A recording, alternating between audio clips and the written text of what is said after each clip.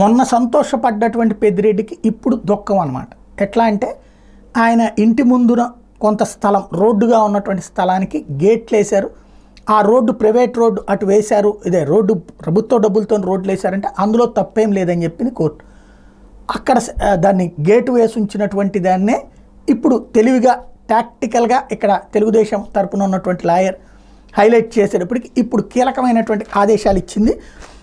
తిరుపతిలో మాజీ మంత్రి పెద్దిరెడ్డి రామచంద్రారెడ్డి ఇంటి ముందు రోడ్డుకి అడ్డంగా పెట్టిన గేట్లు తెరిచి ప్రజల రాకపోకలకు ఎటువంటి ఇబ్బంది లేకుండా తగిన చర్యలు తీసుకోవాలని హైకోర్టు ఆదేశాలు జారీ చేసింది. ఆ గేట్లను మూసేయొద్దని పేర్కొంది.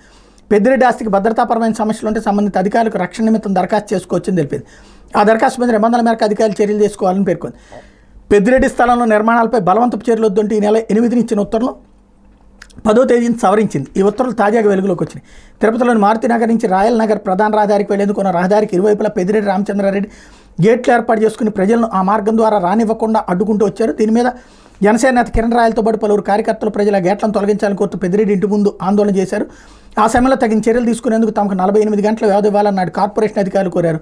దీన్ని ఆసరాగా చేసుకుని తమ ఇంటి గేట్లను తొలగించడంతో పాటు సిమెంట్ రహదారిని కార్పొరేషన్ అధికారులు తొలగించకుండా తగిన ఆదేశాలు ఇవ్వాలని పెద్దిరెడ్డి ఆయన కుటుంబ సభ్యులు న్యాయస్థానాన్ని ఆశ్రయిస్తే అందులో ఈ కొత్త తీర్పుతో ఇప్పుడు అది రోడ్డు అంటే ఇక పైన అందరూ ప్రయాణించడానికి ఓకే చేయాలి.